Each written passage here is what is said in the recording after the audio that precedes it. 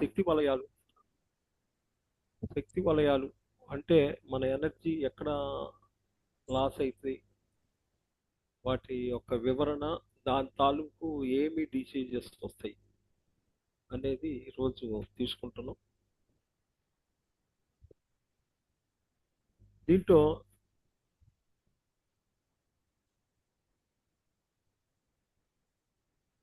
జీవితంలో పుట్టుకతో సంపాదించుకున్న కొన్ని పుడకల వరకు ఉంటే, కొన్ని మధ్యలో వచ్చి మధ్యలోనే వెళ్ళటం లేదా ఉండటం వల్ల ఎంపిక మీద, శ్రమ మీద ఆధారపడి ఉంటుంది.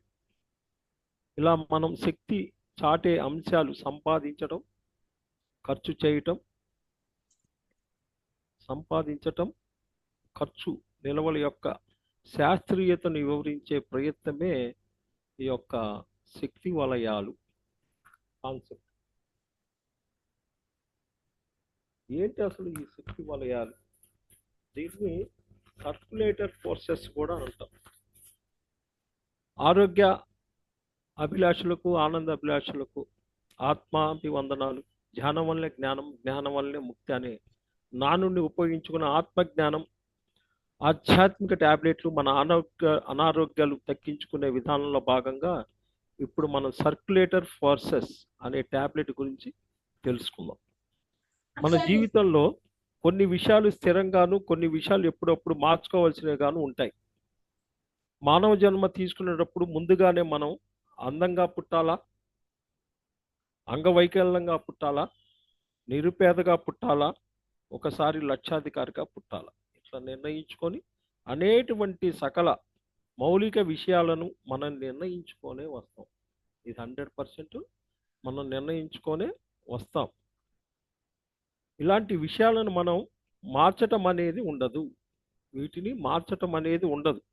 అంటే గత జన్మల సంస్కారాన్ని బట్టి ఈ జన్మలో జీవిత జయం జన్మ తీసుకొని ధ్యానం ద్వారా చూసుకొని అందులో చిన్న చిన్న మార్పులు చేసే అవకాశం ఉంటుంది తప్ప మాటి మాటికి మొత్తానికి దీన్ని సరిచేయటానికి ఉండదు. చిన్న చిన్నవి మార్చుకోవచ్చు, కానీ మాటి మాటికి మొత్తానికి సరిచేసే మార్పు ఉండదు. అదేవిధంగా మన జీవితంలో మనం అనేక విధులుగా సర్క్యులేటర్ ప్రాసెస్ మనం చూస్తున్నాం. అంటే అది ఎప్పుడూ ఒక వలయం మాదిరిగా సర్క్యులేటర్ అవుతూ ఉండటం వలన వాటిని సర్క్యులేటర్ ప్రాసెస్ అంటే ప్రసరణ దళాలు అంటాం. శరీరంలో ప్రసరణ దళాలు. ఎలా అయితే మనలో రక్తం సిరులనే రక్తనాళాలు ద్వారా గుండెకి చేరటం, అక్కడ గుండెలో పంపింగ్ జరిగి తిరిగి మళ్ళీ ధమనుల ద్వారా బయటికి వెళ్ళటం అన్నటువంటి వలయం తిరుగుతూ ఉందో, అదేవిధంగా మన జీవితంలో కొన్ని విషయాలు ఎట్లయితే గుండెకి ఆ దళాల ద్వారా చేరుద్దో, జీవితంలో కొన్ని విషయాలు ఏంటయ్యి? డబ్బు, పేరు ప్రతిష్టలు, కాస్మిక్ ఎనర్జీ, రక్తము, విద్యుత్ శక్తి, నీరు అనేవి ఎప్పుడు ఒకనొక వలయాకారంలో సరైన విధానంలో తిరుగుతూ ఉన్నప్పుడు మాత్రమే. అంటే వాటిని సంపాదించటం, మన దగ్గర ఉంచుకోవటం, బయటికి ఖర్చు పెట్టడం అనే ఈ 3 దశలు సరిగా జరిగినప్పుడు మాత్రమే వ్యక్తి ఆరోగ్యంగా ఆనందంగా ఉండగలడు. ఈ 3 ప్రాసెస్లు సరిగా ఉన్నప్పుడే ఆరోగ్యంగా ఉండగలడు. వీటిలో ప్రాణశక్తి, డబ్బు మరియు ప్రతిష్టలు మన యొక్క ఎంపికతో సరైన విధంగా పొందటం మరియు ఖర్చు చేయటం చేయగలం. అనగా అది మనం మార్పు చేయగలిగే విధంగా ఉంటుంది. అదే శరీరంలో నీరు, రక్తం మరియు మనకు వచ్చే విద్యుత్ శక్తి మరి దాని వలన మనం చేతిలో ఎంపిక ఉండదు. దానికి అదే మారుతుంది. నిజానికి ఆ మార్పు ముందు తెలిపిన 3 ప్రధాన మార్పులు చెందింపగలిగే అంశాలైన డబ్బు, ప్రాణ ప్రతిష్ట, పేరు ప్రతిష్టలపై ఆధారపడి. అంటే డబ్బు, ప్రాణ శక్తి అంటే మనం చేసే ఎనర్జీ, ప్రాణశక్తి, పేరు, వీటి మీద ఆధారపడి. వీటిని వివరంగా చర్చించుకోవటానికి కారణము ఈ శక్తి రూపాలతోనే శరీరంలో ఎన్నో అనారోగ్యాలు ముడిపడి ఉన్నాయి. వీటి ద్వారానే శరీరంలో ఎన్నో అనారోగ్యాలు ముడిపడి ఉన్నవి. ఉదాహరణకి నీటికి సంబంధించిన చూస్తే కాళ్ళకు నీరు పట్టి వాచిపోవటము, అదే మూత్రవ్యాధి మొదలైనవి గమనిస్తాం నీటికి సంబంధించి. ఈ విధంగా నీటికి సంబంధించిన ఉన్న అనారోగ్యాలన్నీ కూడా పూర్తిగా ఈ శక్తి ప్రసరణాల మీద ఆధారపడి ఉన్నాయి. కాబట్టి ముందుగా మనం ఎంపిక నియమించగలిగే శక్తి దళాల గురించి మనం తెలుసుకుందాం. ఒకటి ప్రాణశక్తి. వీటిలో మొట్టమొదటి కాస్మిక్ ఎనర్జీ అంటే విశ్వశక్తి. దీని గురించి చూస్తే కాస్మిక్ అనేది మనం నిద్ర ద్వారా సాధారణంగా తక్కువగా పొందుతాం. నిద్ర ద్వారా సాధారణంగా తక్కువ పొందుతాం. విశేషంగా ధ్యానం ద్వారా పొందగలం. ఎక్కువ మొత్తం ధ్యానం ద్వారా పొందగలం. నిద్ర ద్వారా పొందిన ప్రాణశక్తి మన రోజువారీ అవసరాలకు మాత్రమే సరిపోద్ది. సాయంత్రం ఇంటికి వచ్చి ఒక కాఫీ అడిగిన ఇంట్లో వాళ్ళు పెట్టించే అంత శక్తి ఉండదు, వాళ్ళ దగ్గర అయిపోద్ది, సరిపోద్ది. ధ్యానం ద్వారా పొందిన విశ్వమయ ప్రాణశక్తి యొక్క ఇతర అవసరాలు ఉపయోగించుకోవచ్చును. ఏ ఆలోచన లేకుండా స్థిర సుఖ ఆసనంలో కూర్చొని వేళ్లలో వేలు పెట్టుకొని కాళ్ళు రెండు క్రాస్ చేసుకొని మనలో సహజంగా జరుగుతున్న ఉచ్ఛ్వాసలు నిశ్వాసలు గమనిస్తూ ఆలోచన రహస్య చేరుకున్నప్పుడు మనలోని బ్రహ్మరంధ్రం కూడా ఇది ప్రాణశక్తి లోపలికి పోతుంది. ఇది అందరికీ తెలుస్తుంది. ఈ విధంగా మనం కాస్మిక్ ఎనర్జీ విశేషంగా ధ్యానం ద్వారా సంపాదించడం అనేది జరుగుతుంది. అలానే సంగీతం ద్వారా ప్రకృతిని వీక్షించటం, సంగీతం ద్వారా వస్తుంది. ప్రకృతిని వీక్షించటం, సూర్యోదయం సూర్య అస్తమయం, చిన్న పిల్లలతో గడిపిన కళాత్మకమైన కార్యక్రమం మొదలైన వాటి ద్వారా ఈ ప్రాణశక్తి వస్తుంది. ధ్యానం ద్వారా కాకుండా సంగీతం ద్వారా కూడా వస్తుంది. ప్రకృతిలో గడిపిన వస్తుంది. ఉదయం సూర్యోదయం, సాయంత్రం సూర్యాస్తమయం. ఇంట్లో చిన్న పిల్లలతో ఎంజాయ్ చేసినా కూడా ఇది ప్రాణశక్తి వస్తుంది. ఇలా సంపాదించిన ప్రాణశక్తి మన శరీరంలో శుభ్రంగా ఆరోగ్యంగా ఉంచుకోవడం కోసం కళలు భాషలు నేర్చుకోవటం ఉపయోగపడగా మన దగ్గర కొంత ఉంచుకోవటం చెయ్యాలి. తర్వాత ప్రాణశక్తి చేస్తూ ఉన్నటువంటి పనులు ఏంటయి? ఆలోచన కార్యక్రమాలు, సేవల ద్వారా దీన్ని సరిగా ఖర్చు పెట్టాలంటే మనం సంపాదించిన ప్రాణశక్తి మన స్వీయ ఆత్మ ప్రగతి కానీ సమాజం యొక్క ఆత్మ ప్రగతి మాత్రమే ఉపయోగించాలి. అంటే ధ్యానం క్లాసులు కానీ ధ్యాన మహాచక్రాలు నిర్వహించటం, పుస్తకాలు వ్రాయటం, కరపత్రాలు పంచటం, పిరమిడ్లు నిర్మించటం, ఆ విధంగా ఆత్మజ్ఞానానికి సంబంధించిన వాటికే ఖర్చు పెట్టాలి. మీరు సంపాదించిన శక్తి వీటికే ఖర్చు పెట్టాలి. దీన్ని సంపాదించటం ఎట్లా? అసలు ఇది 3 స్థాయిలు. ఏంటి సంపాదించడం? ఎట్లా?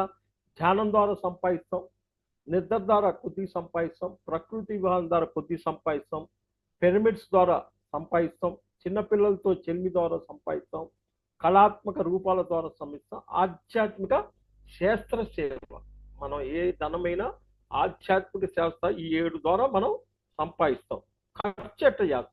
నిలబెట్టుంటది. శరీరంలో అనారోగ్యానికి గురి కాకుండా శక్తివంతంగా ఉంచుకోవాలి.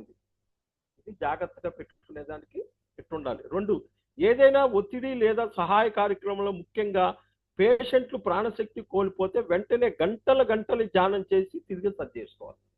ఒక హెల్త్ పర్పస్ కనుక ఇబ్బంది ఉంటే అక్కడ ఎక్కువ గంటలు చేసి నిల్వ ఉంచుకోవాలి. నిండు చెరువు ఖాళీ చెరువు అనుభవాలు.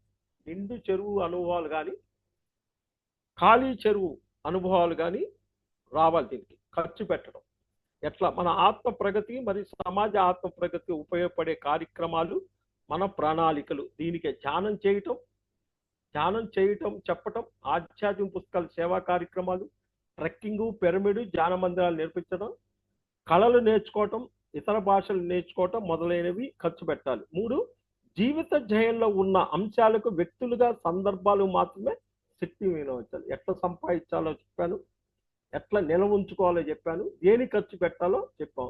ఇది ప్రాణశక్తి. దీంట్లో మీరు చెక్ చేసుకోవచ్చు ఎక్కడ దుర్వినియోగం అవుతుంది ఏంటి అనేది. దాని తర్వాత వచ్చేసి సంపద, డబ్బు. ప్రాపంచికంగా మనం ఏదైతే వృత్తిలో కానీ వ్యాపారంలో కానీ ఎందులో ఉంటే అందులో డబ్బులు సవ్యమైన దారిలో ఆర్థిక అవసరాల కొరకు సంపాదించుకోవాలి. ఇలా సంపాదించిన డబ్బు శరీరంలో ఆరోగ్యంతో ఆనందం ఉంచుకోవడం కోసం, శరీర ధర్మానికి కుటుంబ ధర్మానికి కావాల్సిన అవసరాల కోసం డబ్బును మన దగ్గర ఉంచుకోవాలి. ఏదైతే డబ్బు మనం సంపాదించుకున్నామో, ఏదైతే జీవిత లక్ష్యం చేసుకొని వచ్చామో, జీవిత ధ్యేయం మనకు వచ్చినటువంటి డబ్బుని వినియోగించాలి. అంటే ఒక ఆధ్యాత్మిక పుస్తకం, కరపత్రాలు ప్రింట్ వేయటం, ఒక పిరమిడ్ నిర్మాణించడం, సహాయం చేయటం, ధ్యాన యజ్ఞాలు లేదా ఆధ్యాత్మిక విహార యాత్రలు వంటి వాటికి డబ్బును దీనివల్ల మరింత జ్ఞానాన్ని సంతరించుకోవడం జరుగుతుంది. ఇట్లా ఖర్చు పెట్టాలి. అదేవిధంగా మన పిల్లల్ని చదివించుకోవటం, వారి వ్యాపారాల కోసం సొంత ఇల్లు మొదలైన కోరి సాధించకుండా ఉన్నతంలో ఖర్చు చేయటం సమంజసం. మన జీవిత ధ్యేయంలో లేదా మన జీవిత లక్ష్యంలో ఉన్నటువంటి వ్యక్తులు లేదా అటువంటి సందర్భాల్లో మాత్రమే మనం ఖర్చు చేస్తూ ఉంటాం. వాటిని ఖర్చు చేయటం అంశం సరిగా నిర్వహించినట్లు పరిగణించాలి. ఎట్లా సంపాదించాలి? దీన్ని ఫస్ట్ చెడు కర్మకు సంబంధించిన కుల వృత్తులు నీతివంతమైన వృత్తి. చెడు కర్మకు సంబంధించిన కుల వృత్తులు నీతివంతమైన వృత్తి. 2 ప్రకృతిని పరీక్షిస్తూ ఉన్నటువంటి ధర్మబద్ధమైన ఉద్యోగాలు, వ్యాపారాలు. ప్రకృతికి పరిరక్షిస్తూ ఉన్నటువంటి ఉద్యోగాలు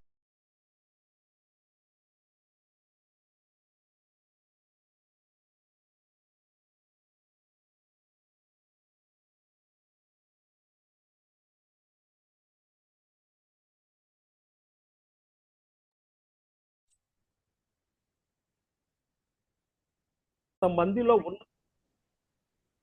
కొంతమందిలో ఉన్నతంలో చేయటం చేస్తూ భవిష్యత్తు ప్రణాళికల కోసం నిల్వ ఉంచుకోవాలి. కొంతమందిలో ఉన్నతంలో చేయటం చేస్తూ భవిష్యత్తు ప్రణాళిక కోసం నిల్వ ఉంచుకోవాలి. కుటుంబ సభ్యులు కనీస అవసరాలు, సంఘంలో ఉండే పద్ధతిలో అవసరాలు, పెద్ద కార్యక్రమాలకే నిల్వ ఉంచుకోవాలి. నిలవ ఉండే ప్రతి సంపద యొక్క ఉపయోగము ఏదో రూపంలో ఎప్పటికప్పుడు సమీక్షించాలి. ఎట్లా నిలవ ఉంది ఏంటి సమీక్షించాలి. ఊరకే నిలవే కాకుండా కనీసం దానిపై వచ్చే వడ్డీతోనైనా ఏదైనా ఆధ్యాత్మిక కార్యక్రమాలకి తలపెట్టాలి. ఎట్లా వస్తుంది ఏంటి అనేది చేయాలి. 4 నిల్వ ఎవరి పేరు మీద ఉంది? నిల్వ ఎవరి పేరు మీద ఉంది ఏంటది? భూమి కానీ బంగారం కానీ డబ్బు ఉందో వాళ్ళు లేదా దాని గురించి నిర్ణయాధికారం కలిగే ఉండి వారి మీద దాని కర్మ ఫలితం మంచి అయినా చెడైనా ఉంటుంది. ఎవరి పేరు మీద ఉన్నాయి అన్ని వారి మీద ఉంటుంది. ఇది నిలవ ఉన్న కాడ ఖర్చు పెట్టడం. ఒకసారి జ్ఞానయోగం స్థాయికి వచ్చిన తర్వాత డబ్బులు కేవలం వేరే వారికి జ్ఞానం పెరిగే అంశాల్లోనే ఖర్చు చేయాలి. ఒకసారి జ్ఞానయోగంలోకి వచ్చిన తర్వాత కర్మయోగ అంటే జ్ఞానయోగం, జ్ఞానాన్ని పెరిగే అంశాలు ఏమైతున్నాయో దాంట్లోనే ఖర్చు పెట్టాలి. ఊరకే ఇతరులు సోమరులుగా మార్చే కర్మయోగం చేస్తే తిరిగి దాన్ని మనం చెడు కర్మగా అనుభవించాల్సి వస్తుంది. ఎట్లా? ఖర్చు చేయటంలో ఊరకే ఇతరులను సోమరులుగా మార్చే కర్మయోగం చేస్తే దాన్ని తిరిగి మనం చెడు కర్మగా మన ఖాతాలో రాసేస్తారు. వీలైనంత వరకు ప్రత్యక్షంగా వ్యక్తి లేదా సమాజం యొక్క ఆత్మజ్ఞాన అభివృద్ధికి ఉపయోగపడే కార్యక్రమాలైన ధ్యాన కరపత్రాలు, పుస్తకాలు, ధ్యాన మందిరాలకే వినియోగించాలి. ఉన్నతంలో కొంత 10% లేదా 50% మొత్తం త్యాగ నిరతి దానం చేయటం అనేది సరిగా నిర్ణయించుకోవాలి. ఈ 10% అనేది ఈ మన చర్చీస్ వాళ్ళలో చాలా పర్ఫెక్ట్గా పాటిస్తారు. 10% ఎవరికి వారే తమ జీవిత ధ్యేయాన్ని బట్టి, జన్మ సంస్కారాన్ని బట్టి ఏ స్థాయిలో చేయాలని నిర్ణయించుకొనే వస్తారు. ఇది కూడా ఎట్లా ఖర్చు చేయాలనేది మీ జీవిత ధ్యేయంలో నిర్ణయించుకొస్తారు. అపాత్ర దానం మహాపాపం. అపాత్ర దానం మహాపాపం అన్న దాన్ని బట్టే మన దాన ధర్మాలు ఉండాలి. ఇది డబ్బు. తర్వాత పేరు ప్రతిష్టలు. పేరు ప్రతిష్టలు మన చిన్నప్పటి నుండి ఒక సత్ప్రవర్తనలో, సత్శీలంతో లేదా అటువంటి కుటుంబంలో మనం జన్మించడం ద్వారా లేదా తల్లిదండ్రులు, గురువులు, స్నేహితుల ద్వారా ఇవి పొందటం జరుగుతుంది. ఇలా సంపాదించిన పేరు ప్రతిష్టలు మన కుటుంబం కొరకు, శరీర ధర్మం కొరకు ఉపయోగించాలి. ఉపయోగించే ప్రదేశం, సందర్భం కూడా చాలా అవసరం. ఎట్లా ఉపయోగిస్తాం అవసరం. అవకాశం ఉంది కదా, ఇక్కడ ఈ పాయింట్ జాగ్రత్త పడతారు. అవకాశం ఉంది కదా అని చెప్పి మన దగ్గరకు వచ్చిన ప్రతి ఒక్కరికి నీకు ఈ పని చేసి పెడతాను, ఆ పని చేసి పెడతాను, వీళ్ళకి ఫోన్ చేస్తే అయిపోద్ది, వాళ్ళకి ఫోన్ చేస్తే అయిపోద్ది అని రికమెండేషన్ ఉత్తరాలు వ్రాయటం, ఫోన్లు చేయటం అనేది మనం ఎప్పుడైతే అతిగా అనవసరంగా చేస్తామో ఆయా వ్యక్తుల యొక్క కర్మచక్రంలో వేలు పెట్టిన వాళ్ళు అవుతారు. ఇక్కడ పాయింట్ గట్టిగా లెక్కిస్తాం. ఇతర వ్యక్తులకి ఊరకే ఉందని మనం అన్ని చెప్పేసి చేసామంటే వాళ్ళ యొక్క కర్మచక్రంలో మనం వేలు పట్టారు. ఎవరైతే తమ కష్టాలను, సమస్యలు తామే జ్ఞానంతో ఎదుర్కొంటూ ఉంటారో, ఎప్పటికప్పుడు తమ అజ్ఞానాన్ని జ్ఞానంతో మార్చుకుంటూ ఉంటారో వారికి చేయూతని ఇవ్వటం ద్వారా మరింత జ్ఞానాన్ని ఆనందాన్ని వారు పొందుతారు అనుకున్నప్పుడు మాత్రమే వారికి సహాయం చేయాలంటే వాళ్ళ కాళ్ళ మీద వాళ్ళు ఎదిగేటట్టుగా ఎదుర్కొంటుంటారు జ్ఞానంతో, అట్లాంటి చేయాలి. అలా కాకుండా మాంసం తింటూ జీవితం ఎటు వెళ్తుందో కనీసం తెలియకుండా సామాన్యంగా జీవిస్తున్నటువంటి పరిణతి చెందని ఆత్మల యొక్క జీవన కనకంలో మనం వెళ్ళి అక్కడ మన మాట కానీ గుర్తుంచుకోండి, అక్కడ అట్లా ఉన్న వాళ్ళ దగ్గర మన మాట కానీ సంకల్పం కానీ కల్పించుకొని వారి కష్టాలు తీరాలని ప్రయత్నించడం అన్నది బూడిదలో పోసిన పన్నీరు. మీ మాట కానీ సంకల్పం బూడిదలో పోసిన పన్నీరు అనే ఒక సామెతలా ఉంటది. వారికి సహాయం చేయటానికి కర్మయోగ స్థాయిలో ఉన్న వ్యక్తులు ఎప్పుడూ సిద్ధంగానే ఉంటారు. మెడిటేషన్ వాళ్ళు కాకుండా బయట చేసే వాళ్ళు ఎప్పుడు ఉంటారు, గుర్తుంచుకోరు.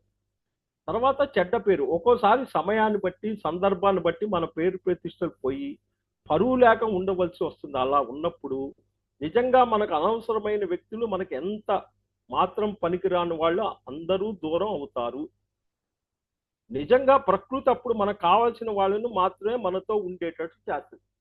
ఎందుకు దూరం చేస్తుందంటే మనకు కావాల్సిన వాళ్ళు ఉంచేటట్టు చేస్తుంది. ఎప్పుడైతే ఈ ప్రక్షాళన అవసరమో అప్పుడు మనం పేరు ప్రతిష్టలు ఈ విధంగా నెగిటివ్ కూడా ఉపయోగించవలసి వస్తుంది. ఏంటి అసలు పేరు ప్రతిష్టలు సంపాదించడం ఎట్లా? తల్లిదండ్రులు, స్నేహితులు, ఆఫీసు, వ్యాపార సంఘం నుండి పొందే పరపతి. 2 పరపతి పెరగటానికి వచ్చే అవకాశాలని ఎంపిక చేసి తప్పక ఎదుర్కోవాలి. 3 నిజాయితీగా, నీతి నిజాయితీగా ఆఫీసుల్లో వ్యాపారంలో ఉండేవాళ్ళు దాని ద్వారా వచ్చే పేరు పరపతి చాలా విలువైనదిగా గుర్తించాలి. ఇది నిలబెట్టుండాలి, అంటే దాచిపెట్టడం. వీలైనంత వరకు జీవిత కార్యక్రమంలో బాగా సమాజానికి మంచి పేరు, గుడ్ నేమ్ కూడిన ముఖ్యమే ఉంటుంది. తద్వారా మన ఆధ్యాత్మిక పుత్రులను కనటము, వారిని చేరుకోవటం, ఆకర్షించడం జరుగుతుంది. కొన్ని ప్రత్యేక పరిస్థితుల్లో చెడ్డ పేరు, బ్యాడ్ ఇమేజ్తో ఉండవలసి రావచ్చు. ఒక్కోసారి అది కూడా జరుగుద్ది. ఇది కేవలం మన మీద జలగల్లా ఆధారపడిన వారి నుండి మనల్ని తప్పించటానికి ప్రకృతి చేసే ప్రయత్నంగా అర్థం చేసుకోవాలి. ఒకవేళ ఏమైనా డ్యామేజ్ అయితే ప్రకృతే కావాలని చేసింది. ఈ సమయంలో మన స్వీయ సాధన ఎక్కువ ఉంటుంది. ఆ సమయంలో స్వీయ సాధన, వ్యక్తిగత సాధన ఎక్కువ ఉంటుంది. కోల్పోయిందంటూ ఏమీ ఉండదనే విషయం ఆకలింపు చేసుకోవాలి. మంచి పేరుతో ముఖం ఉండాలా, చెడ్డ పేరుతో ఉండాలా అనేది ఇప్పుడు మన అంతరాత్మ ప్రబోధన నుంచి గ్రహించాలి. మన ఇన్నర్ జ్యోతి ఎట్టుండాలి ఏంటని ఖర్చు చేయటం. తన కాళ్ళ మీద తాము ఆధ్యాత్మిక నిలబడే కోరేవారు తమ సమస్యల నుండి నేర్చుకోవటానికి సిద్ధంగా ఉన్నవారికి చేయూతగా లక్షల్లో ఒకరికి మాత్రం ఉపయోగపడటం జరుగుతుంది. వాడి కాళ్ళ మీద వాడు నిలబడేటట్టు చేయాలి. మన పేరు పరపతిని ప్రధానంగా సంఘం యొక్క అభివృద్ధి కార్యక్రమాలు సులువుగా జరగటానికి, తక్కువ ఖర్చుతో జరగటానికి వినియోగించుకోవాలి. ఏ పేరు ప్రతిష్ట తీసుకున్న 10 పనుల్లో 2-3 చోట్ల మనకు చెడ్డ పేరు రావచ్చు కార్యక్రమాల్లో. కానీ ఆ పరిస్థితుల్లో మనం కలుగజేసుకోవటం ఫలానా వ్యక్తి ఆత్మ ప్రగతికి ప్రాపంచిక తిండి బట్ట గూడు కానే కాదు, అవసరం అనుకున్న చోట తప్పకుండా నిలబడాలి.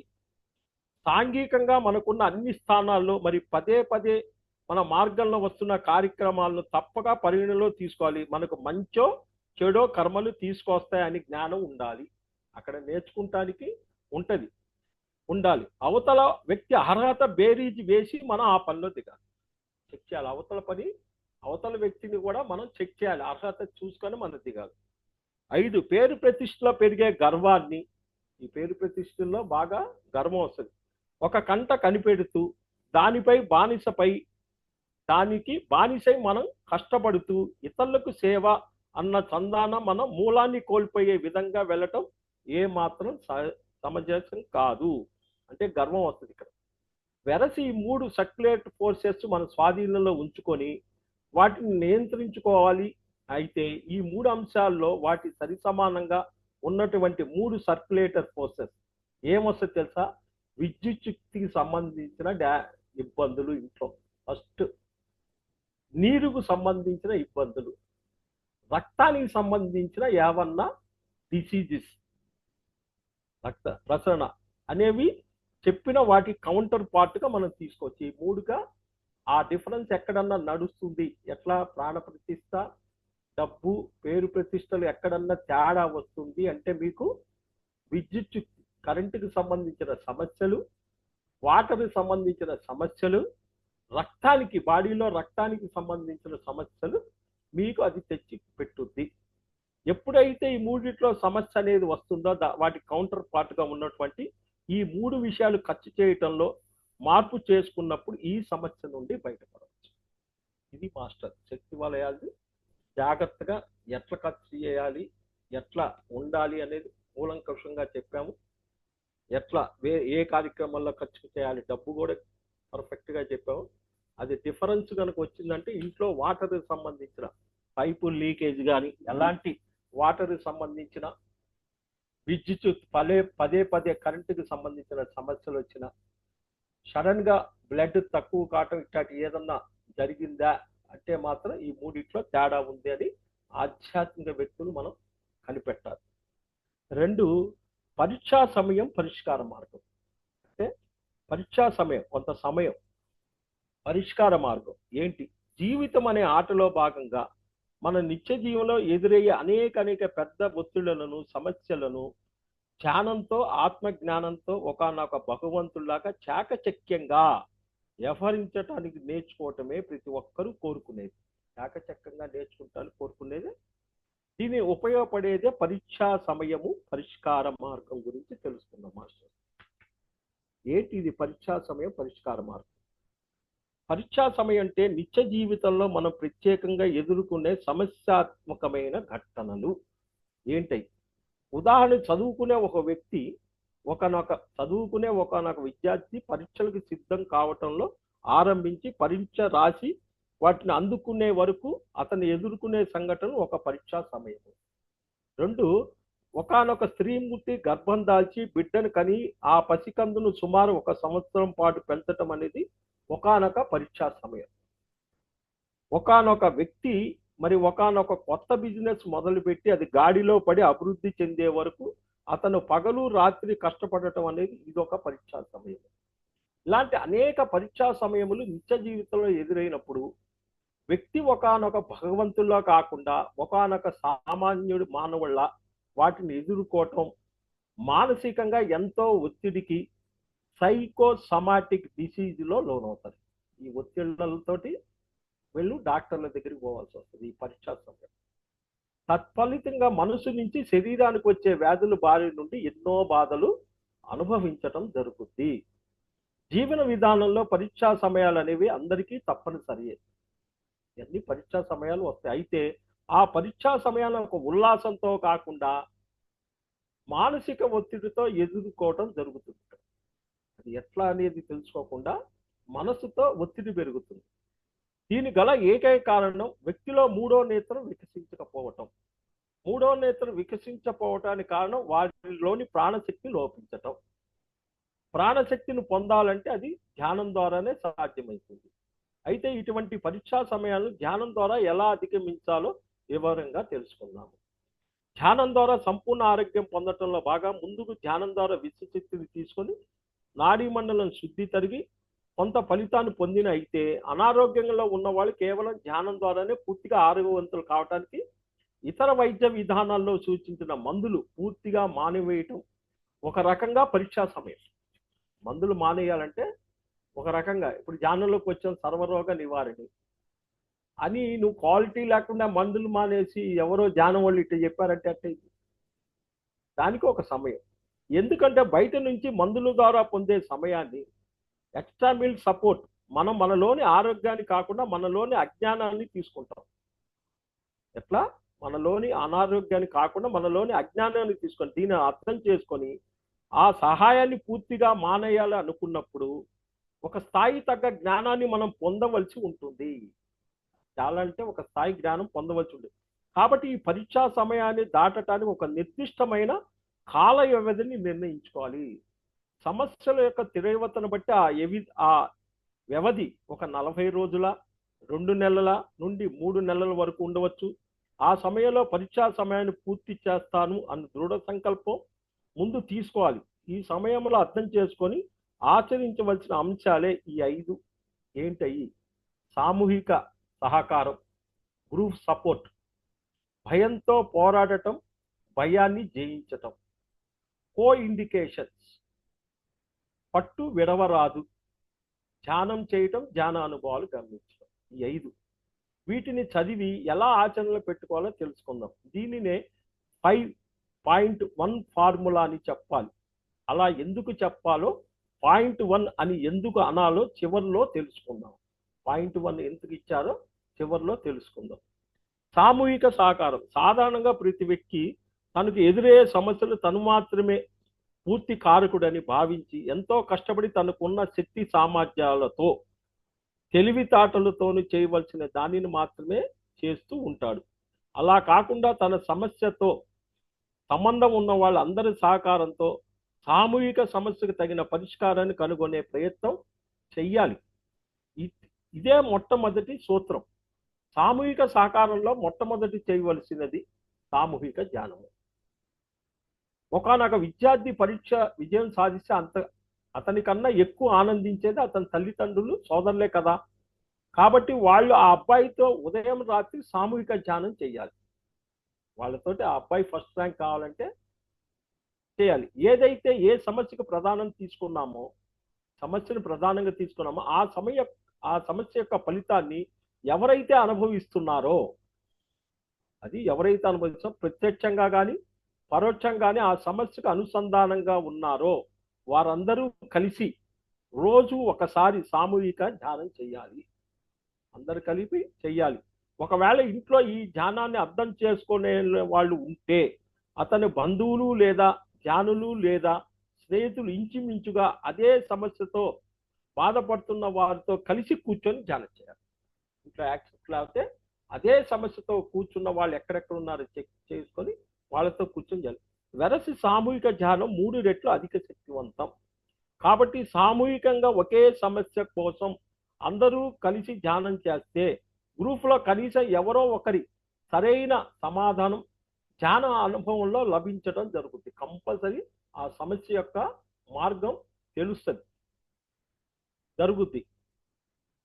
ఒకరి నుంచి ఇంకొకరి శక్తిని పంచుకోవటం కూడా సమస్య పరిష్కారానికి కావాల్సిన శక్తి పొందగలరు. ఎనర్జీ బ్యాలెన్స్లు అవుతుంటాయి. అందువల్లే ఎక్కువ పెద్ద పెద్ద డిసీజెస్ ఉన్న వాళ్ళు ధ్యానమహాచక్రంలో బాగా పార్టిసిపేట్ చేయాలి. పెద్ద పెద్ద సామూహిక ధ్యానాలు. సామూహిక సహకారం అనేది సమస్య పరిష్కారానికి కానీ కార్య సాధనకు కానీ మొట్టమొదటి మెట్టుగా పనిచేస్తుంది. గుర్తుంచుకోండి, మొట్టమొదటి మెట్టుగా పనిచేయాలి. అదేవిధంగా మనం చేయబోయే పనికి సంబంధించిన అనేక కార్యక్రమాలు, పనులు ఎవరి దగ్గర అయితే గ్రూప్ సపోర్ట్ తీసుకోవాలని అనుకుంటామో వారికి ఆ కార్యక్రమాల వివరాలను వాటి ఫలితాలను తెలియజేసి ఆ కార్యక్రమాల్లో సహకరించమని చెప్పి చేయటం ద్వారా మనకి ఎంతో సమయము ఆదా అయ్యి ఆ సమయాన్ని మరింత గుణప్రధానంగా ఉపయోగించుకునే వీలు ఇప్పుడు ఉంటుంది. వాళ్ళకి తెలియజేసి ఆ సమయాన్ని తెలియజేస్తే కొంత సమయం మనకి ఇదైతే. అదేవిధంగా ఫలితాన్ని అనుభవించబోయే వాళ్ళందరికీ కూడా ఆ పనికి సంబంధించిన కష్టాన్ని పంచటం వల్ల సమస్య పరిష్కారానికి అవసరమైన శక్తి అనుభవాన్ని మనం పొందే అవసరం ఉంది. వాళ్ళకు కూడా కొన్ని చెప్పాలి, చేయించాలి.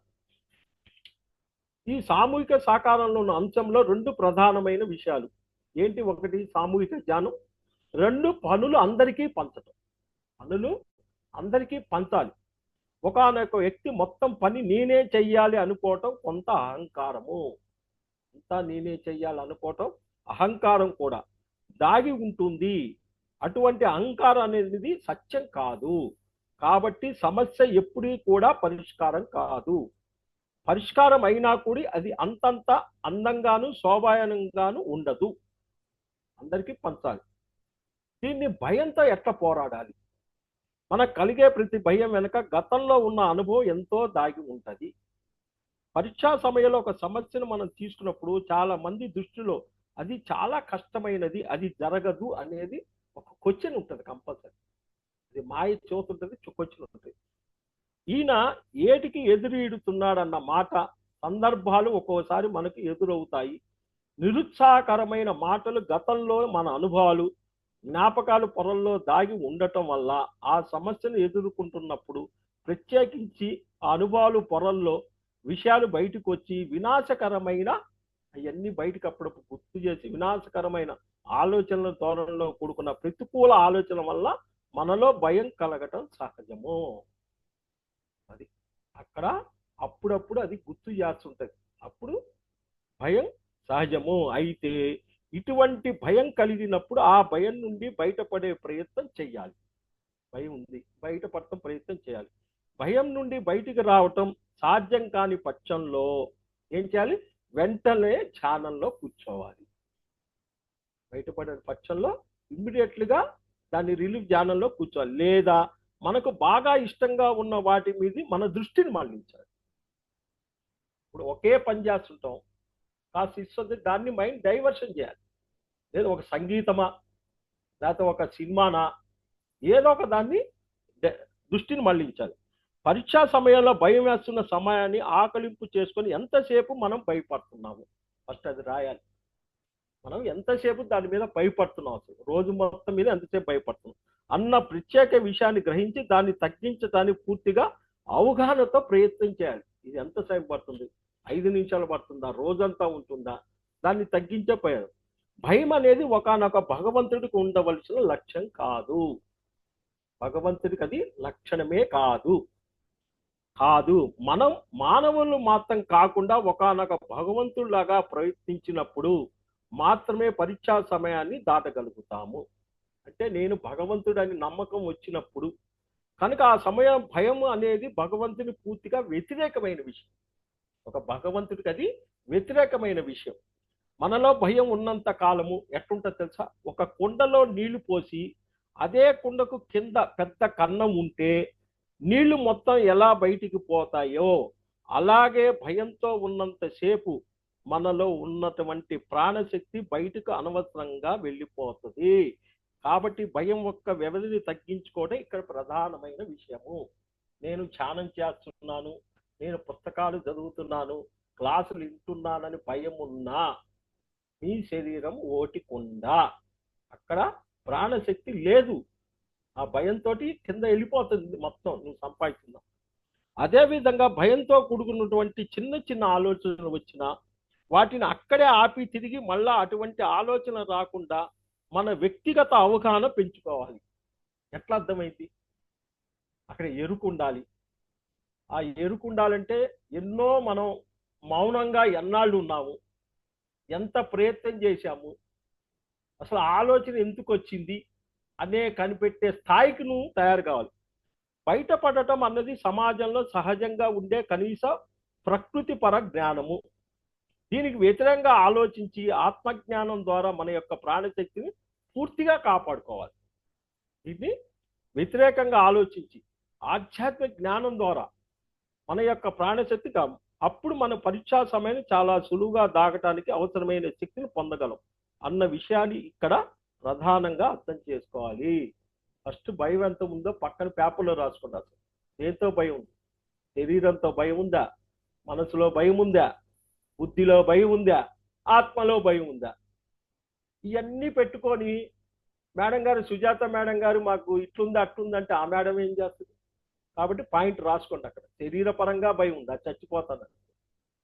చంచలమైన మనసుతో పిల్లలు ఇంటికి రాలేదు, బస్సు కింద పడతారు, ఇట్లాంటి పిచ్చి పిచ్చి ఆలోచనలు ఉన్నాయా? ఇంటలెక్ట్ బుద్ధిని అక్కడ భయం ఉందా? ఆత్మగా భయం ఉందా? ఈ భయాలన్నీ మనం చెక్ చేసుకోవాలి. నెక్స్ట్ కో ఇండికేషన్ అంటే మనం అనుకోకుండా అకస్మాత్తుగా జరిగే సంఘటనలు ఒక మాటలో చెప్పాలంటే శకునాలు గమనించటం అని చెప్పుకోవచ్చు. ఇది బాగా ఉంటుంది సమాజం. శకునాలు గమనించటం అనేది చాలా హైయెస్ట్. ఇప్పుడు కూడా ఆ దివ్య చాపల్యం పోదు, అసలు అంత ఉంది. ఏది ధ్యానంలోకి వచ్చిన తర్వాత కూడా నేను చాలా మందిని చూస్తున్నా, కాబట్టి ఇంకా ఉంది. దాన్ని ఎట్లా పూర్వకాలంలో ఇంట్లోంటి బయటికి వెళ్తే ఒక నల్ల పిల్లి ఎదురైతే అమ్మో ఈ రోజు కార్యక్రమం జరగదే అని తిరిగి లోపలికి రావడం అనేది ఒక నమ్మకం. అది ఆ తర్వాత కాలంలో శాస్త్రం కూడా అయిపోయింది. అదొక ఇది అయిపోయింది. ఈ శకునాలను గమనించి మనం తద్వారా కార్యక్రమం యొక్క మంచి చెడ్డలు ఏ విధంగా గమనిస్తామో అదే విధంగా ఒకసారి మనం ధ్యానం చేసి ఆత్మజ్ఞానంలో ఒక మంచి సంకల్పంతో పరీక్షా సమయాన్ని ఎప్పుడైతే ఉంటామో అదే సమయంలో ప్రకృతి నుంచి, అంటే ఖనిజ సామ్రాజ్యం నుంచి కానీ, వృక్ష సామ్రాజ్యం నుంచి కానీ, జంతు సాంబ్ర మొదలైన పంచభూతాల మిళితమైనటువంటి అనేక రకాలైన వస్తు సముదాయము నుంచి అంటే మొక్కలు జంతువులు ఇతోధికంగా మనకు సహకారం అందుద్ది. నువ్వు ఎదిగే కొద్ది వాటి సహకారం అందుద్ది. కాబట్టి అయితే మానవులు మాత్రంగా మనం వాటిని చాలా తక్కువగా అంచనా వేసి పక్కన పెట్టేస్తాము. కానీ నిజానికి మనకన్నా ఎంతో తెలివితో కూడిన మనం తీసుకున్న కార్యక్రమాల్లో భాగంగానే అవి కూడా పనిచేస్తాయి. 5 సామ్రాజ్యాలు కూడా మీకు హెల్ప్ చేస్తున్నాయి డైలీ. ముందుగా మనం ఆ కార్యక్రమం పూర్తిగా చేయటానికి అవసరమైన గుణాలు సంతరించుకోవటానికి ఎంతగానో దోహదం చేస్తాయి. ఆ గుణాలు పెంచుకోవటానికి అవి దోహదం చేస్తాయి. ఎప్పుడైతే మనం ధ్యానం చేసి నిత్యం ఎరుకుతో ఉంటామో అప్పుడు వాటి నుంచి వచ్చేటువంటి సంకేతాలు మనం తీసుకున్నప్పుడు మన అవగాహనలో మార్పు తెచ్చుకొని సాధారణంగా ఆలోచించి మనసుకు పూర్తిగా మార్పు లోనవుతుంది. జగమొండిగా ఉండే మనసు మృదువుగా మారుతుంది. జగమొండిగా ఉండే మనసు మృదువుగా మారుతుంది. ఇలా సమస్య చాలా సులువుగా పరిష్కారం చేసుకోవటానికి కావలసినటువంటి అవగాహన పొందగలము. దీన్ని ఒక ఉదాహరణతో చూసుకున్నాం. నిత్య జీవితంలో మనం ఒకనొక కార్యక్రమం కోసం ఒక వాహనాన్ని నడుపు వెళ్తున్నప్పుడు ఎదురుగా ఒక లారీ లేదా ట్రాలీ వచ్చి మన దారిని అడ్డగించి కొంత ఆలస్యం జరగవచ్చు. అలా జరగటం వల్ల ఒక 15 నిమిషాలు 25 నిమిషాలు మనకు ఆలస్యం అయింది. దాన్ని తప్పించుకుని వెళ్ళేసరికి ఎదురుగా ఒక రైల్వే గేటు పడుద్ది. అప్పుడు పావుగంట సేపు ట్రైన్ వెళ్ళే వరకు వేచి ఉండాల్సింది అక్కడ. ఇలా ఎందుకు జరిగింది అని ఆలోచించినప్పుడు అదెందుకు ఆగింది ఇదెందుకు ఆలోచించినప్పుడు అక్కడ ఆ లారీ అడ్డం రావటం వల్లే ఇక్కడ ఆ పావుగంట సేపు ఎదురు చూడాల్సి వచ్చింది అని మనకు స్పష్టంగా అర్థమవుతుంది. తీరా ఏ పని కోసమైతే మనం ఏ పని కోసమైతే వెళ్తున్నామో అక్కడికి వెళ్ళిన తర్వాత వాళ్ళ దగ్గర మీరు పావుగంట ముందు వస్తే చాలా ఇబ్బంది అయ్యి ఉండేది అని ఫలానా వ్యక్తి వల్ల తీసుకోబోయే కొన్ని నిర్ణయాలకు సంబంధించిన సమాచారం అతని దగ్గర మనం పొందే అవకాశం ప్రకృతి కలిగేసి వీటిని మనం కోఇండికేషన్ అంటాం. ఆ లేట్ కావటం మనం మంచిదే. కాబట్టి అనుకోకుండా జరిగే సంఘటనలు ముఖ్యంగా పంచభూతాలతో నిర్మితమైన వస్తువు సముదాయం ఏంటి ఫ్యాన్లు కానీ టేబుల్స్ కుర్చీలు టేప్ రికార్డ్ లాంటి వస్తువులన్నీ కూడా శక్తి మరియు చైతన్యం యొక్క రూపాలు. ఫ్యాన్లు కానీ టేబుల్స్ కానీ కుర్చీలు కానీ టేప్ రికార్డు వాటికి విజ్డమ్ లేకపోయినప్పటికీ శక్తి మరియు చైతన్య రూపాలు ఉన్నటువంటి ఆ వస్తు సముదాయం నుంచి జంతు సామ్రాజ్యం వృక్ష సామ్రాజ్యం నుంచి మన పాజిటివ్ ఎనర్జీ పొందుతూ ఉంటాము. వీటి నుండి మన జ్ఞానాన్ని శక్తిని తీసుకున్నప్పుడు మన సమస్య యొక్క పరిష్కారము వైపు మరింత శక్తితో పాజిటివ్గా వెళ్తాము. నెక్స్ట్ పట్టు విడవవద్దు. ఏంటిది పట్టు విడవేద్దు? నెవర్ గివ్ అప్ అంటే ఆఖరి క్షణం వరకు ఎప్పుడు కూడా సమస్య యొక్క పరిష్కారానికి కానీ సమస్య కానీ విడిచిపెట్టద్దు అని అర్థం. దీనికి సంబంధించిన విజన్ చార్ట్ తయారు చేసుకోవాలి. అంటే ఏదైతే మనం ఒకనొక సమస్యను పరీక్షా సమయంగా తీసుకున్నా ఆ సమస్యను వ్రాతపూర్వకంగా రాసి ఏం రాసుకోవాలి వ్రాతపూర్వకంగా రాసి ఇంట్లో డైనింగ్ టేబుల్ దగ్గర ఫ్రిడ్జ్ దగ్గర పెట్టుకొని ఉంచుకోవాలి. ఇంకా అవకాశం ఉన్న వాళ్ళు మనం ఏదైతే ఒక సమస్యను తీసుకున్నామో ఆ సమస్యను బొమ్మల రూపంలో అర్థమయ్యేటట్లుగా మనం పిక్చరు లేదా డైలీ న్యూస్ పేపర్లో ఉన్నటువంటి వాటిని కట్ చేసి దాని క్రింద మన సమస్య పరిష్కారానికి మార్గానికి పాజిటివ్ వాక్యాలతో వ్రాసుకొని ప్రతిరోజు కూడా వాటిని మనం చూస్తూ ఉండాలి. పర్ఫెక్షన్ అనేది 4 రకాల స్థాయిలో ఉంటుంది. ఏంటి? వాక్కు అంటే వచనం ద్వారా, 2 వ్రాత అంటే వ్రాతపూర్వకంగా, 3 పని చూపటం అంటే ఇష్టాయిష్టాలు దాటటం, 4 భావనా స్థాయి ఫీలింగ్స్. ఈ 4గిట్లో ఎప్పుడైతే మనం వ్రాతపూర్వకంగా మన లక్ష్యాలను ఒకనొక పిక్చర్ ఫార్మాట్లో చేసుకుంటామో అప్పుడు 100కి 100 పాళ్ళు దానిని మనం పొందే అవకాశం ఉంది. కాబట్టి మనం ధ్యానం ప్రారంభించిన రోజు నుంచి 40 రోజుల 3 నెలల వరకు మనం పెట్టుకున్న లక్ష్యాలను ఎప్పుడు కూడా వ్రాతపూర్వకంలో ఒక చిన్న చార్ట్లో ఉంచుకోవాలి. ఇన్నాళ్ళు సాధించాలి, ఏమి సాధించాలి, ఒక చార్ట్ వేసుకోవాలి. సమస్య పరిష్కారం చేసుకునే భాగంలో ఎన్నో భాగాలు ఉంటాయి. ఉదాహరణకు ఒకనొక కుర్రవాడు 10వ తరగతి పరీక్షకు వెళ్తున్నాడు. 600కి 550 మార్కులు రావాలి అనుకున్నప్పుడు 550 మార్కులతో మంచి కలర్ఫుల్గా ఇష్టమైన కలరు పెన్సిళ్లతో ఒక విజన్ చార్ట్ పెట్టుకొని ఎగ్జామ్కి వెళ్తున్నట్టు ఎగ్జామ్కి ముందు దానిని చూడాలి. తనకు ఎన్నో అనుభవాలు కలుగుతాయి. ఎగ్జామ్ పూర్తి చేయటం ఉంటుంది, తర్వాత ఫలితాలు రావటం ఉంటుంది. పరీక్ష వ్రాసేస్తాం కదా, ఇక్కడతో అయిపోయింది, దీనిని బట్టే ఫలితాలు ఉంటాయి అనుకుంటే అక్కడ మనం పప్పులో కాలేసినట్టే. మధ్యలో పేపర్ కరెక్షన్ అనేది ఉంటుంది. ఈ పేపర్ కరెక్షన్ సమయంలో వచ్చే అనుభవ ఆలోచనలో పాజిటివ్ ఉన్నప్పుడు మాత్రమే చివరిగా ఫలితాన్ని మనకు అనుకూలంగా పొందుతాం. కాబట్టి ఈ నెవర్ గివ్ అప్ అనే సూత్రంలో ప్రధానంగా గుర్తుంచుకోవాల్సిన మనలో ఉన్నటువంటి ఇన్నర్ క్వాలిటీస్ని బట్టే సమస్య పరిష్కారం జరుగుతుంది. ఇక్కడ ఇన్నర్ క్వాలిటీస్ అని రాసుకోండి. మనలో ఉన్న ఇన్నర్ క్వాలిటీస్కి ఒకానొక టెస్టింగ్ టైం అనేది ఎప్పుడూ ఉంటుంది. సమస్యకు 40 రోజులు తీసుకున్నప్పుడు 30 రోజులకి ఇంకా సమస్య పరిష్కారం కాదు, పూర్తిగా వ్యతిరేకంగా అయిపోయింది అన్నట్టుగా చుట్టుపక్కల ప్రజలు విషయంలో కానీ మనకే కానీ కొన్ని వ్యతిరేకాలు ఎప్పుడు ఏర్పడినప్పటికీ బయట పూర్తిగా ప్రశాంతంగా ఉండి లోపల కనీసం సంకల్పంతో అయినా సరే మనం పెట్టుకున్నటువంటి సమస్యని మన దృష్టిలో ఉంచుకోవాల్సి ఉంటుంది, లోపల ఉంచాలి. ఈ విధంగా చేసినప్పుడు ఒక్కోసారి రాత్రికి రాత్రే మార్పులు జరిగి ఆఖరికి ఏదైతే మనం పరిష్కారానికి ఆశిస్తున్నామో దాని చివరి రోజైనా సరే పొందే అవకాశం ఉంటుంది. అంటే పట్టు విడవకుండా ఉండాలి, లాస్ట్కి వస్తుంది. కాబట్టి ఈ నెవర్ గివ్ అప్ అనే సిద్ధాంతి ఐన్స్టీన్ చెప్పినటువంటి డబల్ స్ప్లిట్ ప్రయోగం ప్రకారం తదేకంగా ఎప్పుడైతే మన వాస్తవాన్ని మనం సృష్టించుకుంటామో అప్పుడు మనం ఆలోచించినట్లే మనం అవుతాము అన్నట్టు జరుగుతుంది. వస్తు రూపంగా చూస్తే వస్తు రూపంలో తరంగాల్లో గమనించేప్పుడు తరంగాల్లో పదార్థం గోచరం అవుతుంది. ఎప్పుడైతే తరంగాల్లో మనం ఒకానొక సమస్యను పాజిటివ్గా మెయింటైన్ చేస్తూ ఉంటామో ఏదో ఒక రోజు అది యథార్థ రూపాన్ని దాలుస్తుంది. నిజానికి రెండూ సరిసమానంగా జరుగుతుంటాయి. అందుకే ఇక్కడ ఐన్స్టీన్ సిద్ధాంతాన్ని వివరించడం జరిగింది. తరంగాల రూపంలో కూడా మనం మెయింటైన్ చేసినప్పుడు దానిని వస్తు రూపంలో మిగతా వాళ్ళందరికీ చూపించగలము. తరంగాల రూపాల్లో ఎప్పుడైతే దానిని మిస్ అవుతామో వస్తు రూపంలో చూసే అవకాశం లేదు.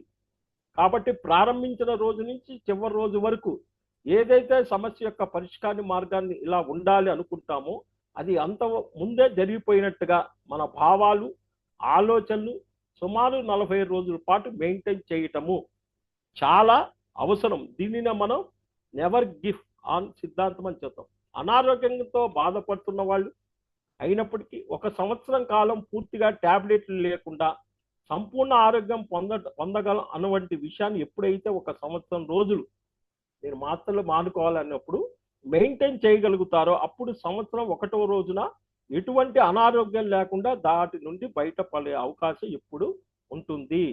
దానికి కావాల్సిన ఏముండాలి? పౌనఃపున్యం రూపంలో, ఫ్రీక్వెన్సీ రూపంలో ఆ ఆలోచన మనం మోస్తూ ఉండటమే ఈ ముఖ్యమైన సూత్రము. ధ్యానం చేయటం, అనుభవాలు గమనించటం. ఒకసారి శాకాహారం పాటించి ధ్యానం చేయటం మొదలైన తర్వాత ఆజ్ఞాచక్రం ఉత్తేజమై తద్వారా ఎప్పటికప్పుడు దిశానిర్దేశం ధ్యాన అనుభవాలు పొందటం జరుగుతుంది. అదేవిధంగా కొంతమంది కళల్లో కానీ భవిష్యత్తులో ప్రణాళిక ఎప్పుడప్పుడు సింబాలిక్గా రావటం జరుగుతుంది. కాబట్టి మనం వెళ్ళే మార్గం ఎటువైపు వెళ్ళాలి, ఎప్పుడు మలుపు తీసుకోవాలి, ఎప్పుడు తిన్నగా వెళ్ళాలనే విషయాల గురించి మనకు నిజంగా సంఖ్యావతలు ఇవ్వగలిగే ప్రణాళిక విశ్వ ప్రణాళిక మాత్రమే. తాను ఒకటి తెలిస్తే దైవం ఒకటి తలిచిందన్న సంధాన కాకుండా తాను తలిచింది దైవం తలిచింది ఒకటే అయ్యేటట్లు ఎప్పుడైతే మన అంతరాత్మ ప్రబోధం నుంచి మరి ధ్యాన అనుభవం నుంచి లేదా మన కళల నుంచి మార్గాన్ని నిర్ణయిస్తాం, అది 100% ఖచ్చితంగా ఉంటుంది. సర్వసాధారణంగా మనిషి జీవితంలో ఎప్పటికప్పుడు మనం ఏం చెయ్యాలనేది ఎవరికైతే కొంత అనుభవం ఉంటుందో వాళ్ళని అడిగి నిర్ణయం తీసుకుంటాము. నిజానికి అది ₹1కి 20 పైసలు మాత్రమే. ఎందుకంటే ప్రతి వ్యక్తి అనుభవము నుంచి కొంత జ్ఞానాన్ని ఇవ్వటము తప్ప అది సంపూర్ణం కాదు. అలాగని వాళ్ళ దగ్గర తీసుకోవద్దని కాదు, అనుభవాన్ని తీసుకోవాలి. కానీ తుది నిర్ణయం మాత్రం ధ్యానంలో ఒకానొక శూన్య స్థితిలో భగవంతుని స్థితి నుంచి వస్తున్నటువంటి అంతరాత్మ ప్రబోధాల నుంచి లేదా ధ్యానము అనుభవం నుండి మాత్రమే నిర్ణయం తీసుకోవాల్సి ఉంటుంది. బస్సులో ఉండే స్టీరింగ్ చక్రము దీనికి ముఖ్య ఉదాహరణ. బస్సు మొత్తం ఏదైతే బస్సు యొక్క స్టీరింగ్ ఒకటే ఒక ఎత్తు, ఎందుకంటే ఒక క్షణం మన తప్పుడు డైరెక్షన్లో వాహనాన్ని తీసుకెళ్తే మొత్తం వాహనంలో కొలాప్స్ అయిపోయి ప్రమాదం ఉంటుంది. అలా ఇప్పుడు మనం ఇంతవరకు మాట్లాడినటువంటి అన్ని సిద్ధాంతాలను పాటిస్తూ ప్రధానంగా మనం చేస్తున్నటువంటి కార్యక్రమాన్ని సరైన మార్గంలో తీసుకెళ్ళటం అనేది పూర్తిగా ధ్యాన అనుభవము, అంతరాత్మ ప్రబోధం, కళల ద్వారా మాత్రమే నిర్ణయం తీసుకోవాలి. కాబట్టి ఈ 5వ సూత్రం అన్నిటికన్నా చాలా ముఖ్యమైనది. సరైనదే ధ్యాన అనుభవం పొంది అంతరాత్మ ప్రబోధం ద్వారా సూచనలు పొందటానికి ముందు చెప్పినటువంటి ఈ 4 సూత్రాలు చాలా అవసరం. గ్రూప్ సపోర్ట్ తీసుకోకుండా, గ్రూప్గా ధ్యానం చేయకుండా మనకు కావాల్సినటువంటి శక్తిని మనం ఎప్పుడూ పొందలేం. ఎప్పుడైతే భయం వలనో మనలోని శక్తి కోల్పోతో అప్పుడు కూడా మన ధ్యాన అనుభవాలు రావటం అరుదు. సంకేతంగా గమనించినప్పుడు వచ్చేటువంటి ప్రతి ఒక్క శక్తిని కూడా ధ్యాన అనుభవాలు రావటానికి ఎంతోగానో ఉపయోగపడుతుంది. అదేవిధంగా లక్ష్యానికి ఖచ్చితంగా మనం చేరుకునేటప్పుడు ఒక దృఢ సంకల్పము, నెవర్ గిఫ్ట్ ఆఫ్ సూత్రం పొందటం జరుగుతుంది. ఈ 5 సూత్రాలు ఎప్పుడైతే మనం పూర్తిగా ఆచరణలో పెడతామో అప్పుడు సరైన మార్గంలో సరైన శక్తితో సరైన దృక్పథంతో మన సమస్య పరిష్కారం అనుకున్న సమయంలో ఎటువంటి ఒత్తిడి లేకుండా ఎప్పటికప్పుడు ఏందో జరుగుతున్న విషయం మనకు తెలుస్తూనే అద్భుతంగా సమస్య నుండి మనం బయటపడతాం. ఈ రోజుల్లో చాలా మంది పెళ్లిళ్ళు అసలు ఒక పెళ్లిగా చేయటం లేదు. ఎలాంటి పెళ్లి కొడుకు వస్తారు అన్న ఒత్తిడి నుంచి పెళ్లి ఎలా జరుగుతుందామో అన్నంత వరకు కొంపటలా అనుకోవటం జరుగుతుంది. కానీ ఈ రోజుల్లో ధ్యానంలో ముందుగానే ఆ అబ్బాయితో పెళ్లి అవుతున్న విషయాన్ని గమనించడం, తర్వాత పెళ్లికి కావాల్సినటువంటి పనులు అన్నీ కూడా సహగానే జరగటం, పెళ్లిని చాలా ఆనందంగా పూర్తి చేయటం జరుగుతుంది. అంటే ఎటువంటి ఒత్తిడి లేకుండా ఒక ఉత్సాహంతో చేయటం అనేది మనం ఈరోజు అనేక ధ్యాన సమూహాల్లో చూడటం జరుగుతుంది. ఎప్పుడైతే ఒక పెళ్లి అన్న కార్యక్రమాన్ని ఎటువంటి ఒత్తిడి లేకుండా చేస్తామో ఆ 3 నెలల్లో ఒత్తిడిలో తయారయ్యేది ఏంటి? షుగరు, బీపీ పూర్తి లేకుండా చేసుకోండి. ఆ ఒత్తిడి ఎక్కడ పడుద్ది? Sugar, BP. ఉత్సాహంగా చేస్తే బయటపడతాం. ఈ పరీక్షా సమయం అన్నది ప్రతి ఒక్కరికి కూడా ఎదురవు తీరుతుంది. అయితే సాంఘికంగా, మానసికంగా, శారీరకంగా ఎదురయ్యే పరీక్షా సమయాన్ని ఒత్తిడి లేకుండా ఎప్పుడప్పుడు ఏం జరుగుతుందో తెలుసుకుంటూ చేయగలిగిన మానవుడిగా అనుభవించాల్సిన ఉద్వేగంతో చేస్తాడు. అప్పుడు దీని ద్వారా ఎక్కువ అయ్యే లేదా కొత్తగా మొదలయ్యే దీర్ఘకాలిక వ్యాధులు ఏమొస్తాయి?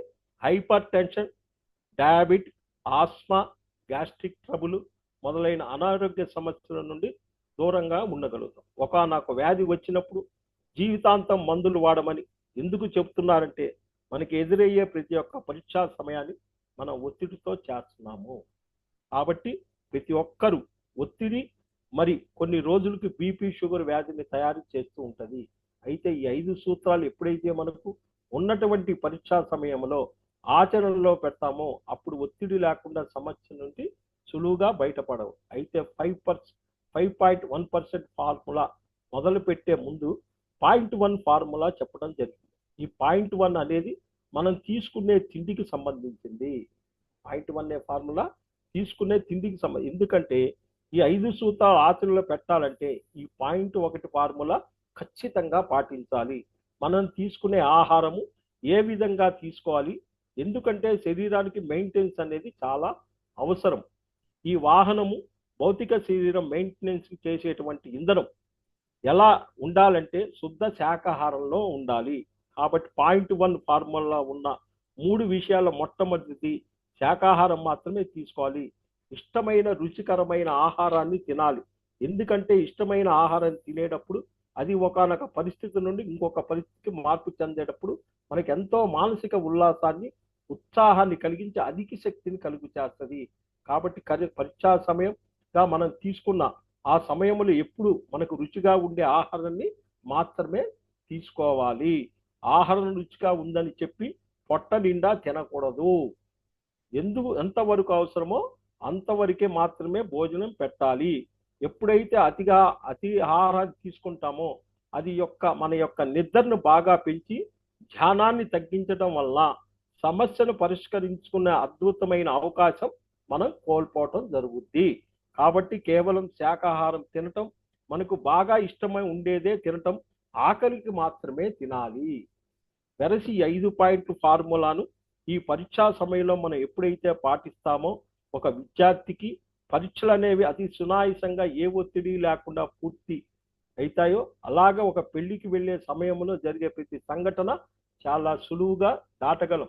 దీర్ఘకాలిక వ్యాధులు విముక్తి పొంది పూర్తిగా మందులు మానేయటం అన్న పరిస్థితి నుండి కూడా చాలా సులువుగా బయటపడచ్చు. జీవితంలో ఎదురయ్యే అనేక దశల్లో ఈ పరీక్షా సమయాన్ని, ఈ 5 సూత్రాలను పాటించి ఎంతో ఉల్లాసం, ఒత్తిడి లేకుండా ఆనందంగా పూర్తి చేసే అవకాశము ఎప్పుడు ఉంటుంది. Thank you, thank you, thank you master.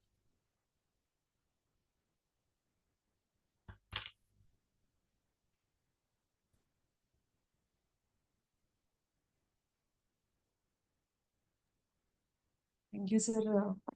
Friends, మరి ఈరోజు మనం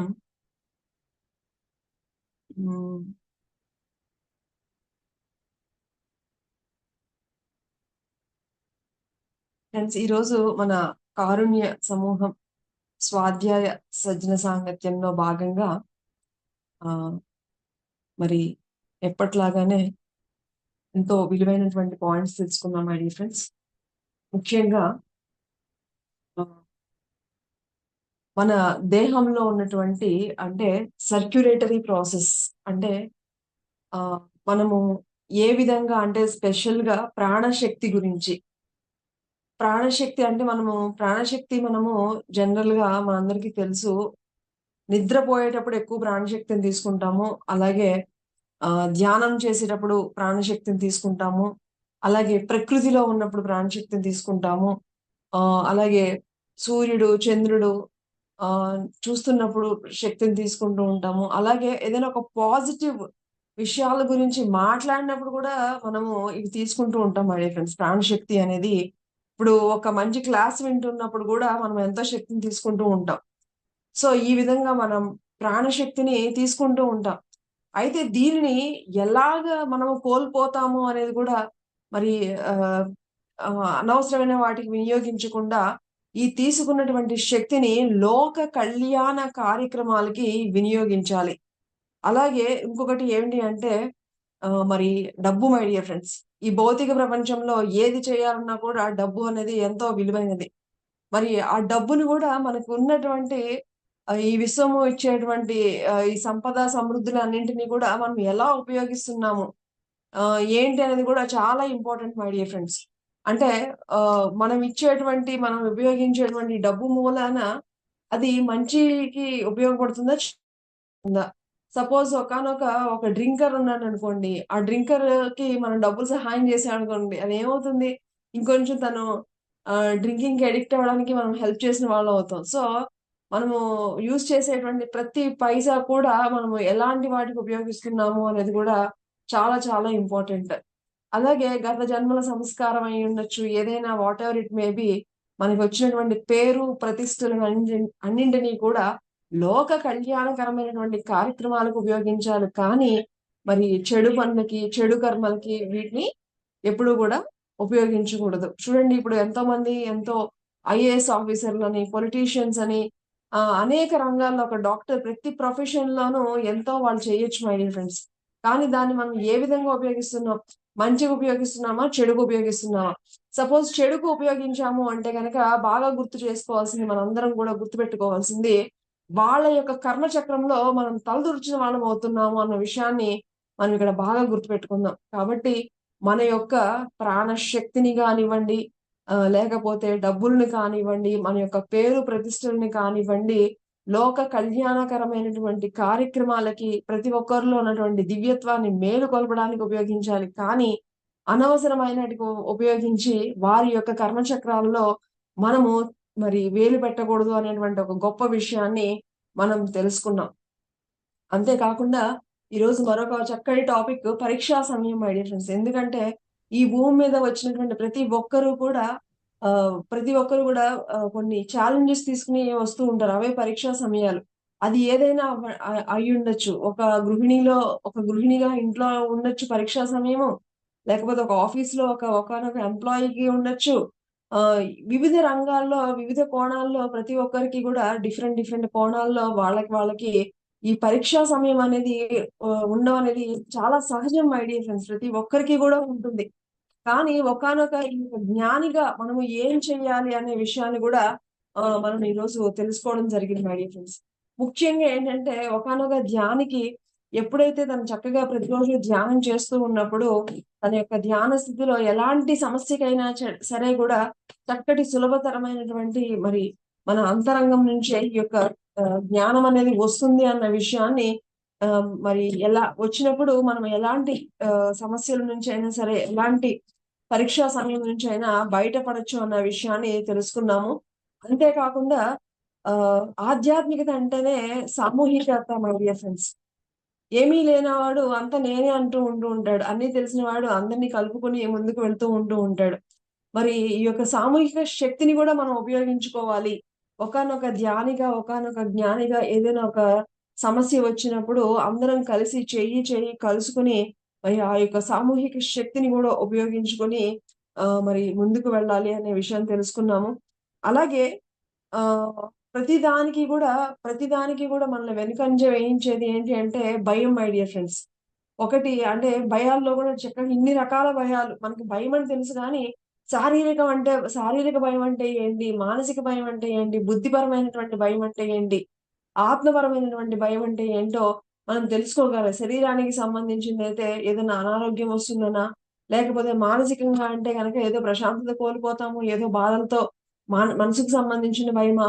లేకపోతే కనుక దానికి సంబంధించిన జ్ఞానాన్ని తెలుసుకోలేకపోవడం వలన బుద్ధిపరమైనటువంటి భయమా? ఇవన్నీ తెలుసుకొని వాటి నుంచి మనము ధైర్యంగా ముందుకు వెళ్ళాలి అని గూడా మనం తెలుసుకున్నాము. అంతే కాకుండా మనకు అనేక జన్మల నుంచి వస్తున్నటువంటి మూఢాచారాలని, సరికాని నమ్మకాల నుంచి కూడా మనం ఈ యొక్క జ్ఞానంతో బయటపడాలి మై డియర్ ఫ్రెండ్స్. అంతా మనలోనే ఉంది. మనం ఎలా ఆలోచిస్తే అదే జరుగుతుందన్న విషయాన్ని ఎప్పుడూ గుర్తుపెట్టుకొని, ఈ అపశకునాలని ఇలాంటి వాటి నుంచి మనము బయటపడాలి. అంతే కాకుండా ఇక్కడ సహకారం అంటే కేవలము మానవుల నుంచి సహకారమే కాదు. మనము ఈ యొక్క ఆధ్యాత్మికతలో తెలుసుకుంది ఏంటి అంటే, మనం ఉపయోగించే ప్రతి పెన్నులో ఒక శక్తి ఉంటుంది. మనం ఉపయోగించేటువంటి ప్రతి ఒక్క వస్తువుకి కూడా దానికి సంబంధించినటువంటి శక్తి ఉంటుంది మై డియర్ ఫ్రెండ్స్. ఇది ఎప్పుడూ గుర్తుపెట్టుకొని మనం ఉపయోగించే వస్తువుల పట్ల, చెట్ల పట్ల, జంతువుల పట్ల ప్రతి ఒక్క దాని పట్ల కూడా మనం ఆ చక్కటి ప్రకంపనలని ప్రేమపూర్వక ప్రకంపనలు కలిగినప్పుడు ప్రతి ఒక్క దాని నుంచి కూడా సహాయం వస్తుంది. కాబట్టి ఆ సహాయాన్ని కూడా మనం తెలుసుకోవాలి అని తెలుసుకున్నాం మై డియర్ ఫ్రెండ్స్. మరి అంతే కాకుండా ఒకానొక జ్ఞాని, ఒకానొక ధ్యాని ముందుగా తను ఏదైతే పొందాలి అనుకుంటాడో మరి 'సేత్‌కి' చూడండి, 'రామ్‌తా' చూడండి ఎవరు చెప్పినా సరే 2 సార్లు క్రియేట్ అవుతుంది. ఒకటి ఏంటంటే ప్రైమరీ క్రియేషన్ అంటే మనము లోపల మన యొక్క ఆలోచనలతో, ఇమాజినేషన్‌తో క్రియేట్ చేయడం అనేది ఒకటి. రెండోదేంటంటే మన యొక్క శక్తితో మనం క్రియేట్ చేసుకున్నదంతా కూడా భౌతికంగా మరి రావడం అనేది సెకండరీ క్రియేషన్ అంటారు. సో, ఈ విధంగా మనం ఏదైతే కావాలి అనుకుంటున్నామో ఈ విధంగా క్రియేట్ చేసుకోగలుగుతున్నామా? మన అంతరాత్మ నుంచి వచ్చేటువంటి ప్రబోధాలని వినగలిగి మన యొక్క దృఢ సంకల్పంతో మనం ఏదైతే పొందాలి అనుకుంటున్నామో, అది పొందాలి అంటే గనక ఈ పాయింట్స్ అన్నింటిని కూడా మనం ఎప్పుడు మననం చేసుకుంటూ, మరి ముందుకు వెళ్ళాలి అనేటువంటి ఒక చక్కటి ప్రోత్సాహాన్ని మనం ఈరోజు పొందాం మై డియర్ ఫ్రెండ్స్. మరి ఈరోజు మనకి ఈ జ్ఞానాన్ని అందించినటువంటి రామాంజనేయులు గారికి మరొక్కసారి మన కారుణ్య సమూహం నుంచి కృతజ్ఞతలు తెలుపుకుంటూ థాంక్ యూ సార్. ఆహ్, మేడం శక్తి వలయాల్లో మీకు 3 పాయింట్లు చెప్పాను. ఇంట్లో వాటర్ హ్మ్. సమస్య వచ్చినా, చెప్పండి సార్. ఇంట్లో వాటర్ సమస్య హ్మ్. హ్మ్. సంబంధించి సమస్యలు. యెస్. రక్తానికి సంబంధించిన బాడీలో ఈ 3 వచ్చినాయంటే ఆ ఇండికేషన్స్. మూడిట్లో ఎక్కడో తేడా వస్తే ఇది చూపిస్తది. అది కంట్రోల్ చేయలేకపోతుంది. యెస్. ఈ పాయింట్ చాలా ఇంపార్టెంట్ మై డియర్ ఫ్రెండ్స్.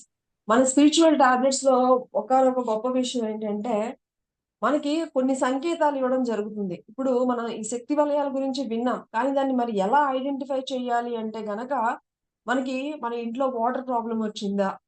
లేకపోతే మరి మన ఆహ్, బ్లడ్ రిలేటెడ్ సర్క్యులేషన్‌లో ఏమన్నా ప్రాబ్లమ్ వచ్చిందా? సో, ఇలాగా ప్రతి క్లాస్‌లో గూడా మనకి అంటే అలాగే ఎలక్ట్రిసిటీకి సంబంధించిన ప్రాబ్లమ్ వచ్చిందా? వాటర్ ప్రాబ్లమ్ వచ్చిందా?